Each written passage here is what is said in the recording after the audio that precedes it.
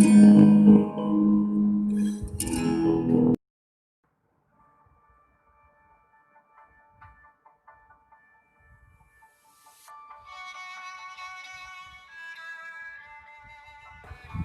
अस्सलाम जी। खुदावंद की बरकत, खुदा की मोहब्बत हमेशा आप पर और आपके खानदानों पर बनी रहे। एक बार फिर मैं खुदावंद की शुक्रगुजारी करता हूँ आज के दिन के लिए, इन लम्हों के लिए खुदा ने मुझे और आपको जो बख्शे हैं, ताकि हम उस खुदावंद की शुक्रगुजारी करें। ये वक्त बहुत खूबसूरत है, इसलिए खूबसूरत है क्योंकि खुदावंद की हजूरी में जो वक्त गुजरे वो है ही खूबसूरत। मेरे अजीजों, एक बार फिर मैं अपने उन तमाम बहनों भाइयों का दिल से शुक्रगुजार हूँ जिन्होंने मेरी वीडियो को शेयर किया, सुना और खुदावंद के साथ बहुत बड़ी उम्मीद रखता हूँ कि खुदावंद आपको बरकत दे रहा है। मेरे अजीज बहनों भाइयों, आज एक बार फिर मैं खुदावंद का खूबसूरत कलाम लेकर आया हूँ ताकि खुदावंद के कलाम को आपके साथ बांट सके, ताकि हम बरकत पर बरकत पा सके। मेरे अजीजों, इस बात के लिए हम खुदावंद की शुक्रगुजारी करते हैं। इससे पहले कि मैं कलाम को बयान करूँ, मैं दुआ करना चाहता हूँ। मेहरबान खुदा, कादिर मुतलक आसमानी बाप, लश्करों के रब, खुदावंद यीशु मसीह के नाम में खुदा हम तेरा शुक्र करते हैं। खुदा हम तेरी तारीफ ताज़ीम करते हैं खुदावंद, क्योंकि तू भला खुदा है, तो अपने लोगों से बेहद प्यार करता है। ये आपका प्यार, ये आपकी मोहब्बत है खुदा, कि हमें तूने रोहे जमीन पर रखा है और ये वक्त दिया ताकि हम तेरी हजूरी में बैठकर खुदा हम तेरे नाम को इज्जत और जलाल दें। खुदा तेरा शुक्र करता हूँ, अपने आप को तेरे हाथों में देता हूँ, सुनने वालों को, उन तमाम बहनों भाइयों, उनके खानदानों को तेरे हाथों में देता हूँ खुदा, और मिन्नत करता हूँ खुदावंद कि आज का कलाम उनकी जिंदगी में बाइस से बरकत बने और एक स्टडी बनकर खुदा उनकी जिंदगी में हमेशा कायम और दायम रहने वाला हो खुदा, और हम सीखे, बरकत पाए और खुदा हम तेरे नाम को जलाल दें। यीशु मसीह के नाम से मांगते हैं, आमीन। मेरे अजीज बहनों भाइयों, पिछले हिस्से में मैंने बताया था कि खुदा का कलाम हमें बयान करता है कि खुदा ने कौम बनी इसराइल के ऊपर 10 ऐसी आफतें भेजी। उसके भेजने का क्या मतलब था, वो क्यों आई, उसके बारे में मैं बयान कर रहा था। और एक बात मैंने कही थी कि खुदावंद का कलाम पुराने अहदनामा में, जो पुराने अहदनामा की बातें हैं, शरीयत की बातें हैं, वो नए अहदनामा में रूहानी तौर पर पूरी होती हुई हमें नजर आती है। मेरे अजीजों, हम मैंने पहली आफत के बारे में बयान किया था कि पहली आफत पानी का खून बन जाना, और उसके बाद मैंने बयान किया था कि आज के दौर के अंदर भी लोग पानी के देवताओं की पूजा करते हैं, और इस बारे में आप लोगों ने जाना था। तो दूसरी आफत आज के आपके सबके दरमियान में मैं रखना चाहता हूं कि दूसरी आफत जो आई थी वो मेंढकों की आफत थी। मेरे अजीज भाइयों बहनों, आप सब जानते हैं कि मिस्र के लोग मेंढक को पाक मानते थे, और उनकी एक देवी थी जिसका नाम हिक्कत था। HEQUET के साथ उसका नाम लिया जाता है, और ये लोग उसकी पूजा करते थे, उसके सामने हदिये नजराने लाते थे और उसको मानते थे कि ये देवी जो है ये जन्म को कंट्रोल करती है, इसलिए उस देवी की ये पूजा करते थे। मेरे अजीजों और मेरे अजीजों, इस एक बात को मैं भी जानता हूँ, हमारे बचपन के अंदर हम लोगों ने बहुत ज्यादा अपने बुजुर्गों से सुना था कि मेंढक जब बरसात होती है तो उस वक्त वो बहुत ज्यादा बोलते हैं। तो हमारे बुजुर्ग कहा करते हैं कि जितना ये बोलते हैं, ये खुदा से दुआ कर रहे हैं कि मी और ज्यादा बरसने वाला हो। इसलिए मेरे अजीजों, ये पुराने अहदनामा की बातें, सोचे, ख्याल उस वक्त के लोगों के दिलों में था, सोचों में था, ख्यालों में था, और हमारी जिंदगियों तक भी पहुंचा। लेकिन आज कलाम के मुताबिक बयान करना चाहता हूं कि मेरे अजीज बहनों और भाइयों, ये मिस्र के लोग मेंढक की देवी की पूजा करते थे, और मेंढक उनकी जिंदगियों में एक पाक तरीन जानवर था। और आप सब जानते हैं मेरे अजीजों के खुदावंद का कलाम बयान करता है कि उनके जादूगरों ने भी सेम ऐसा ही किया।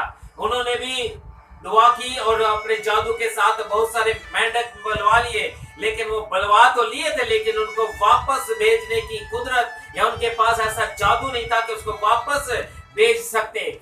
और मेरे खुदावंद ने उन तमाम चीजों को दिखाया कि तुम्हारी ये देवी जो है मेरे आगे कोई अहमियत नहीं रखती, और वाहिद मैं खुदा हूं जो दुनिया पे रहता और आप लोगों के साथ मिलकर उसकी बंदगी करने के लिए वो चाहता है कि हर एक बदन, हर एक घराना उसके सामने झुके और उसकी ताजीम करे। मेरे अजीजों, इसलिए खुदा ने वहां पर ये आफत भेजी थी क्योंकि वो मेंढक की देवी की पूजा करते थे। खुदा के साथ कम और अबलीस के साथ ज्यादा उनकी रफाकत रहती थी। तीसरी जो आफत आई थी वो थी जुओं की। और जुएं आप सब जानते हैं कि मिस्र के अंदर खुदा ने कहा था कि मूसा तो जब इस लाठी को जमीन पर उस राख पर मारेगा तो लोगों के अंदर, वो सिरों के अंदर ये जुएं, जानवर हो, हैवान हो, इंसान हो, सब के अंदर ये सब पैदा हो जाएंगी। और उनके दरमियान मेरे अजीजों, मिस्र के लोग एक ऐसी, उसका देवता था जिसका नाम था गेब, GEB, गैप के साथ उसकी पूजा करते थे। और वो लोग उसकी पूजा इसलिए करते थे क्योंकि वो कहते थे कि ये गॉड ऑफ अर्थ है, ये जमीन का खुदा है, ये सांपों का देवता है, और सबसे बढ़कर वो कहते थे फसलों और इलाज का भी ये देवता था।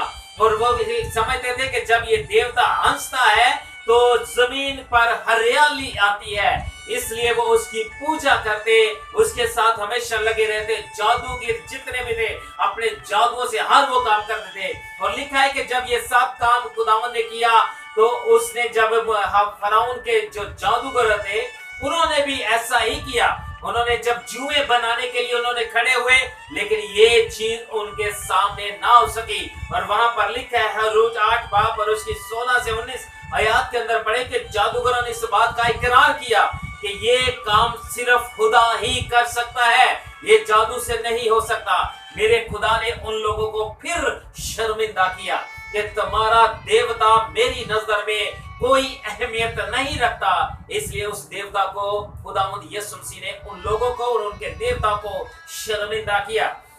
चौथी जो आफत आई थी मेरे अजीज बहनों और भाइयों, वहां पर लिखा है कि मच्छरों की आफत।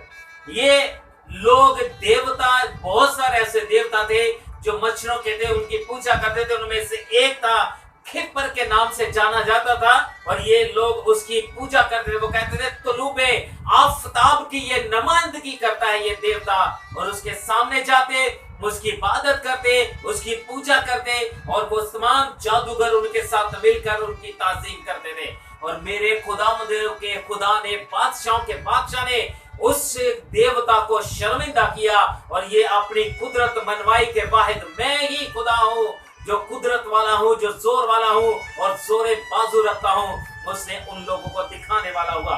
पांचवी आफत जो आई थी मेरे अजीज बहनों और भाइयों, वहां पर लिखा है कि जानवरों की मौत वाकया हुई, और उनके अंदर एक ऐसी मरी, एक वबा फैली थी। खुदा ने कहा था कि ये सिर्फ और सिर्फ मिस्र के लोगों के जानवरों पर आएगी, बनी इस्राएल के जानवरों में से कोई भी ऐसा जानवर नहीं होगा जो मरेगा। उसने सच्चाई को और बुराई को खुदा ने सामने रखकर अलग अलग किया कि देख लो मेरा खुदा कादरे मुतली खुदा है, जिसने ये दिखाया कि खुदा हमेशा ईमानदारों के साथ है, गुनाहगार के साथ नहीं है। मेरे अजीजों, ये बात जो मैंने इसका मुतालिया किया है, ये एक बैक्टीरिया था। उन्होंने कहा कि एक बैक्टीरिया है जिसकी अभी तक निशानदेही नहीं की गई, लेकिन ये एक बैक्टीरिया था जो मक्खियों के मिलने से पैदा होता था। और ये बैक्टीरिया उन जानवरों में जाता जहां पर झुंड होता था, ये झुंड के जाकर उनको छूता और उनके अंदर वबा फैलती, और वो उस वबा से मरने वाले हुए। ये नहीं कि सिर्फ झुंड में से निकल कर वो लोग दूसरी गाय बहनों के पास जाते तो वो इस सबब से मरने वाले हुए। मेरे अजीजों, ये वबा मैं आज आप लोगों के सामने रखना चाहता हूं। उस वक्त के दौर में ये वबा, ये बैक्टीरिया जो फैला था उन जानवरों के अंदर फैला था, लेकिन आज के दौर में 2020 में जो आज मैं और आप देख रहे हैं, ये एक बैक्टीरिया है जो ये वायरल फैला हुआ है। आप सब जानते हैं ये वायरस जो आज दुनिया के अंदर 2020 के अंदर ये फैला है। ये भी कहा जाता है कि लोगों को कहा जा रहा है कि तुम झुंड में नहीं रहो ताकि ये बैक्टीरिया फैले नहीं, क्योंकि ये झुंड में ज्यादातर फैलता है। और ये वबा उस वक्त जानवरों पर आई, और मैं अपनी सोच के साथ कहता हूं, अपने ख्यालों के साथ कहता हूं, ये कलाम के साथ नहीं, लेकिन अपनी सोच समझ को सामने रखते हुए इस बात की दलील देना चाहता हूं कि मेरा अंदाजा है कि ये वबा जैसे उन जानवरों पर आई, आज इंसानों पर खुदा ने 2020 में इसको जाहिर किया है। मेरे अजीज, आप सब जानते हैं कि ये खुदा कादिर मुतलिक है, और हमेशा खुदावंद अपने लोगों के साथ रहता और हमेशा अपने लोगों को एक बरकत देता, ताकि इस बरकत के सबब से मैं और आप बरकत पाने वाले हों। उस वक्त वो लोग उन देवता की पूजा करते थे, जो पूजा करते थे उसका नाम था हथौर के नाम से वो जाना जाता था और उसकी ये पूजा करते थे, उसकी प्रस्तिश करते थे, चढ़ावे चढ़ाते, हर वो चीज करते थे। खुदा के पास कम और ये इन देवताओं के पास जाते और अपनी मुरादें लेकर जाते थे और वो जादूगर उनकी तमाम मुरादों को पूरा करता था। क्योंकि हम कलाम के अंदर देखें कि जैसा मूसा ने लाठी को सांप बनाया तो उन्होंने भी बनाया, मूसा ने पानी को खून में तब्दील किया, उन्होंने जादूगरों ने भी किया, और जैसे उन्होंने मेंढक को बुलाया तो मेंढक उन लोगों ने भी ऐसा ही किया। मेरे अजीजों, वो जादूगर जो थे ये बहुत बड़ी हस्ती थे, वो उनकी मुरादों को पूरा करते। वो कहते थे कि ये देवता है और ये देवता हमारी मुराद को सुनता और हमारी मुरादों को पूरा भी करता है। और खुदा ने उस वक्त उस देवता को भी शर्मिंदा किया। छठी आफत जो कौम मिस्र पर आई थी, मेरे अजीज भाइयों बहनों, ये आफत जो थी ये इंसानों पर, जानवरों पर, हैवानों पर, सब पर ये आफत ऐसी थी। खुदा ने कहा कि ये मिट्टी जो थी, उसने मूसा से कहा कि तुम भट्ठी की जो मिट्टी है दोनों हाथों में ले लो, मूसा और हारून, और जब तुम फराउन के पास जाओ तो इसको फिजा में उड़ाना, और इसके उड़ाने से जिसके पर ये गिरेगी उन लोगों पर फोड़े निकलना शुरू हो जाएंगे। और ये फोड़े जो थे ये इंसानों पर, हैवानों पर, जानवरों पर, सबके ऊपर ये आफत आई। और उस वक्त भी ये लोग एक ऐसी देवी थी जिसकी ये प्रस्तिश करते थे, देवा था, उनका थॉट नाम का एक देवता था जिसकी ये पूजा करते थे। मेरे अजीज भाइयों बहनों, ये जो थॉट के जो देवता था इसको भी खुदा ने शर्मिंदा किया, क्योंकि ये लोग जानते थे कि ये देवता है हमारी बीमारियों, हमारे बदन, हमारे स्किन के लिए बहुत अच्छा है। जब भी हम कमजोर हो, बीमार हो तो इस देवता के पास जाएं, तो इस देवता के पास जाने से हमारे बीमारियां जाती रहती हैं। मेरे अजीज भाइयों बहनों, खुदा ने इसको भी शर्मिंदा किया कि आप लोगों का ये देवता कोई बड़ी अहमियत नहीं रखता, लेकिन मेरा खुदा है जो कुदरत वाला है, जोर वाला है, और वो सब कुछ करने की कुदरत रखता है। उसके बाद सातवीं आफत जो आई थी ये ओले की थी। आसमान से बहुत बड़े बड़े ओले खुदा ने बरसाए थे। उस वक्त कौम मिस्र के लोग जो थे, एक देवता नाम का, देवी नाम की थी, उसका नाम था नट के नाम से जानी जाती थी, और ये उसकी पूजा करते थे। और वो कहते थे कि ये आसमान की देवी है और इसकी हम प्रस्तिश करते हैं, क्योंकि आसमान पर बारिश और जो भी बिजली है इस पर इसका अख्तियार है। और ये उसकी पूजा करते थे कि जब इनको फसल के लिए पानी की जरूरत पड़ती, बारिश के लिए इस देवी के पास जाते, इसके आगे चढ़ावे चढ़ाते, इसकी पूजा करते थे। और जब वो पूजा करते तो वो कहते थे कि तू हमारी मुराद को पूरा कर और आसमान से बारिश भेज ताकि हमारे खेत सरसब्ज हो, खेती बाड़ी अच्छी हो। ये सब चीजें वो करवाते थे और ऐसा ही उनके दरमियान में होता था। और मेरे खुदावंद यीशु मसीह का कलाम मेरे लिए और आपके लिए है कि खुदा ने उन लोगों को शर्मिंदा किया। आज के दौर में हिंदू मजहब के जितने भी हैं, मैंने पिछले में भी बयान किया था कि हिंदू जो है वो उनका एक देवराज, इंद्र देवराज था जिसकी वो प्रस्तिश करते हैं, आज भी वो करते हैं। उसको कहा जाता है इंद्रदेव। इंद्रदेव राज उसके नाम से जानते हैं और उसकी वो पूजा करते हैं। वो कहते हैं कि आसमान पर बिजली, बारिश का और नदियों पर इसका अख्तियार है, और आज वो लोग उसकी पूजा करते हैं कि हमारे बारिश के लिए, सब चीजें के लिए, खेती बाड़ी के लिए। अगर इनकी रामायण में, इनके तमाम गीताओं में आप पढ़े सुने तो देखिएगा, आज तो YouTube के अंदर ऐसी ऐसी चीजें हैं, आपको सब कुछ मिलेगा कि ये क्यों ऐसा करते थे। और मेरे अजीजों, हमारा खुदा कादर मुतलिक है, हमारा खुदा अल शदाई, हमारा खुदा अल हिन्नियम है, वो यहोवा जरी है, वो यहोवा रफ है, जो अपने लोगों से प्यार करता है और अपने लोगों को हमेशा शर्मिंदा नहीं होने देता, बल्कि उन लोगों को शर्मिंदा करता है जो बुतों की पूजा करते थे। आठवीं आफत जो आई मेरे अजीज बहनों भाइयों, ये टिड्डियों की आफत थी। कलामे मुकद्दस के अंदर लिखा है इसिस के नाम की एक देवी थी जिसकी ये पूजा करते थे। ये जो कौम बनी मिस्र के लोग थे ये उसकी पूजा करते थे और इस बात को जानते थे कि ये देवी जो है ये हमारी तमाम मुरादों को पूरा करती है। और ये आज के दौर के अंदर मिस्र के अंदर इस देवी को आज भी पूजा जाता है और इसका बहुत बड़ा मंदिर है वहां पर जिसको आज भी ये पूजा करते हैं। और ये कहते थे कि ये देवी अपने जादू जादूगरी से उनके तख्त की हिफाजत करती है, इसलिए ये उसकी पूजा करते थे मेरे अजीज बहनों और भाइयों। और खुदा ने वहां पर टिड्डियां भेजी ताकि इस बात को जान लो कि तुम्हारी जो देवी है इसिस, ये तुम्हारे काम नहीं आ सकती, मेरे खुदा के सामने रुकावट का सबब नहीं बन सकती। और मेरे अजीजों, खुदा ने इतनी टिड्डियां भेजी कि वो लोगों की फसलें खा गई, वो जितने भी थे वो परेशान थे इंतहा से ज्यादा। मेरे अजीज भाइयों बहनों, मेरे खुदा ने उन लोगों को शर्मिंदा किया, उनकी देवी को शर्मिंदा किया और अपने नाम का झंडा लहराया। मैं आज बात करना चाहता हूं, ये तो हमने कलामे मुकद्दस के अंदर पढ़ा है कि खुदा ने मिस्र के अंदर आज से बहुत साल पहले, हजारों साल पहले खुदा ने आफत एक भेजी थी जो वो टिड्डियों की थी। लेकिन आज 2020 के अंदर हमने इस आफत को भी देखा है। आप सब जानते हैं मुल्कों में, हमारे पाकिस्तान, इंडिया में और बहुत सारे ऐसे मुल्कों के अंदर इन टिड्डियों को पाया गया। उन्होंने न्यूज में दिखाया कि इतनी ज्यादा टिड्डियां आ गई हैं जो फसलों को खराब कर रही हैं। मेरे खुदा के वो मौजूद, क्योंकि उस वक्त तो वो बहुत बुरा हाल था, इतना तो नहीं था, लेकिन आज भी 2020 में हमने उस आफत को देखा है अपनी आंखों के सामने। मेरे अजीजों, ये गहरे भेद हैं जो मैं और आप देख रहे हैं, ये गहरे भेद हैं जो खुदा मुझे और आपको दिखा रहा है। कलाम की सच्चाइयां, खुदा के कलाम के एक एक वर्ड सामने आते हैं कि आज से हजारों साल पहले ये आफतें मिस्र पर आई थी, लेकिन आज 2020 में हमारे और आपके दरमियान में है, जिसको मैंने और आपने देखा है। मेरे अजीज भाइयों और बहनों, नामी जो आफत आई थी, ये नामी आफत थी अंधेरा हो जाना। 3 दिन तक कौम मिस्र पर खुदा ने अंधेरा भेज के रखा। ऐसा अंधेरा था कि वहां पर लिखा है कि वो अपनी ही जगह पर बैठ रहे, दूसरी जगह पर उनको देखने का मौका नहीं मिलता था। 3 दिन तक दिन और रात अंधेरे में गुजारेंगे।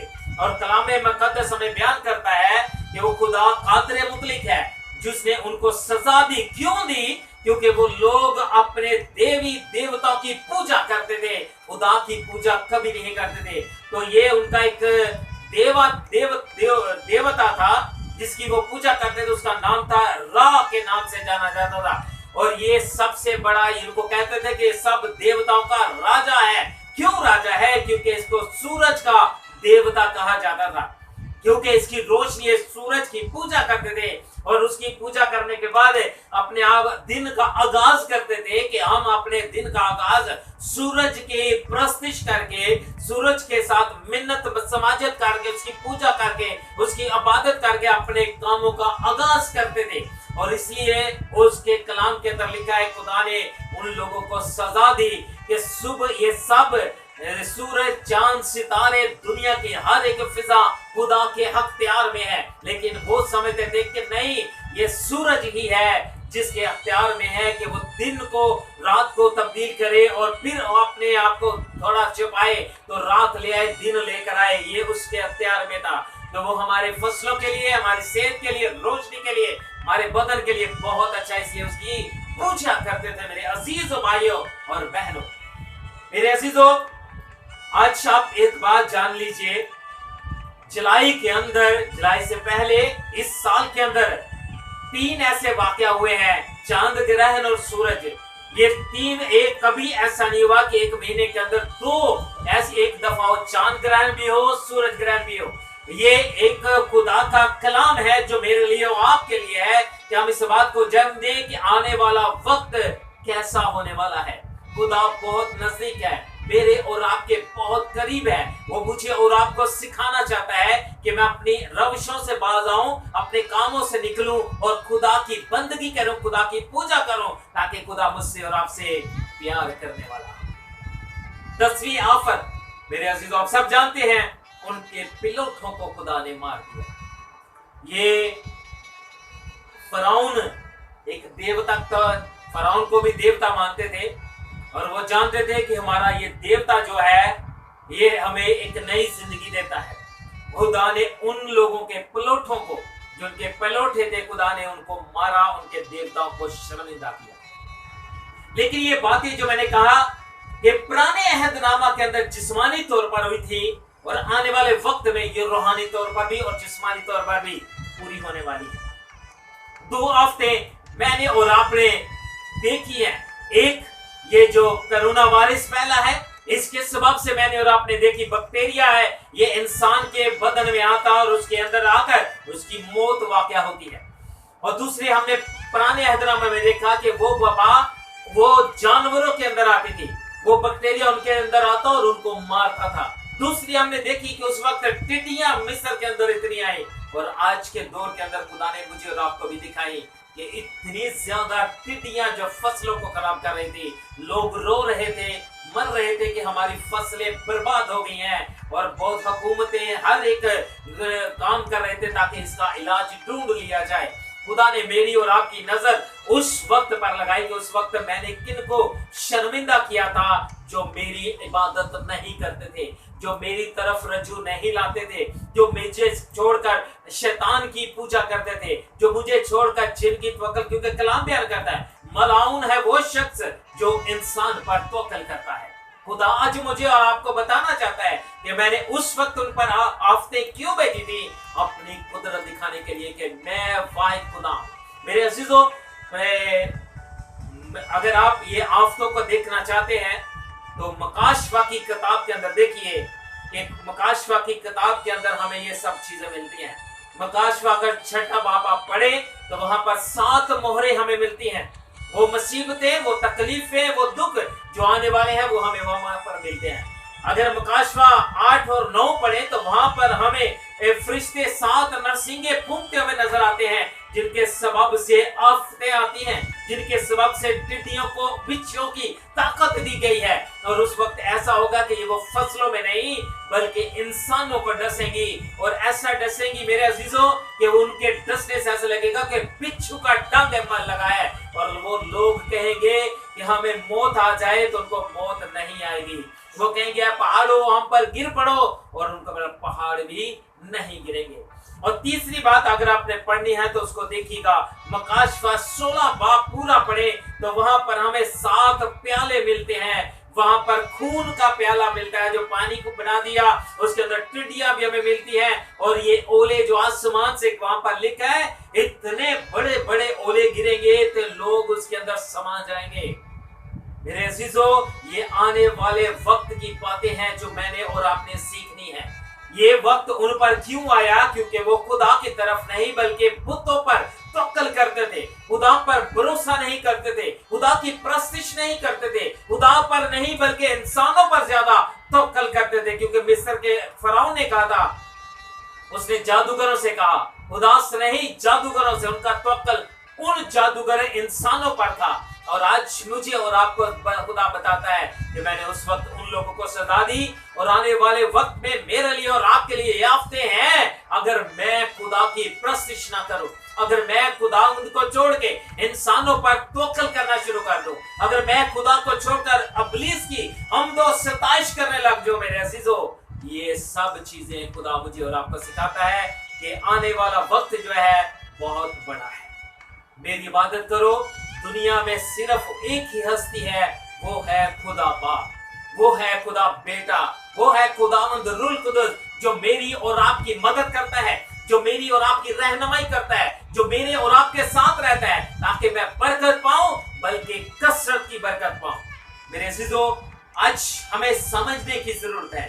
आज हम उस दौर के अंदर गुजर रहे हैं जिस दौर में मैंने और आपने आफतें देखी हैं। ये आफत जो आई थी, ये वबा जो अभी आई है, ये दुनिया में हमारी उम्र भी इतनी होगी, हमने कभी भी ऐसी आफत नहीं देखी जो मुल्कों को उसने जो इतनी तेजी के साथ बढ़ रहे थे उनकी रफ्तार को कम कर दिया, उनके रुपये पैसे को कम कर दिया, उनके कारोबार को नीचे कर दिया। क्यों? खुदा बताना चाहता है कि वाहिद मैं वो खुदा हूं जिसने कुव्वत और जोर बख्शी है, जिसने आप लोगों को तंदुरुस्ती दी है, जिसने आप लोगों को बनाया है ताकि आप मेरी इबादत करें, और इबादत करने के बाद आप उससे बरकत पाएं, बरकत भी पाएं बल्कि कसरत की बरकत पाएं। आज मुझे और आपको जरूरत है हम खुदा के कलाम की तरफ करें। आज मुझे और आपको जरूरत है कलाम का मुतालिया करें, कलाम को अपने दिल में रखें, कलाम की स्टडी करें, ताकि खुदा मुझे और आपको बरकत देने वाला हो। वो आफतें इसलिए थी उनकी जिस्मानी तौर पर, और आज हमारे पास एक रूहानी तौर पर है कि मैंने और आपने रूहानी तौर पर खुदावंद में पवित्र होना है, खुदा की बंदगी करनी है, खुदा की इबादत करनी है, ताकि हमारे घरानों से सिर्फ और सिर्फ खुदा के नाम को इज्जत और जलाल दे। खुदावंद आपको बहुत ज्यादा बरकत दे और खुदावंद आपको हमेशा सलामत रखे और इस कलाम में पढ़ने का फजल अनायत करे, ताकि आप कलाम को पढ़े, कलाम को सुने और कलाम पर अमल करके जिंदगी पाए, बल्कि कसरत की जिंदगी पाए। खुदावंद आपको, आपके खानदान को बहुत ज्यादा बरकत दे। मेरी तरफ से, मेरे घराने की तरफ से खुदावंद आपको और आपके घरानों को बरकत देने वाला हो, और मेरे खानदान की तरफ से आप सबको सलाम, प्यार, दुआ, और खुदावंद इस कलाम की हिफाजत करता रहे और आप पढ़ें और खुदावंद में तरक्की करें, यीशु मसीह के नाम से, आमीन।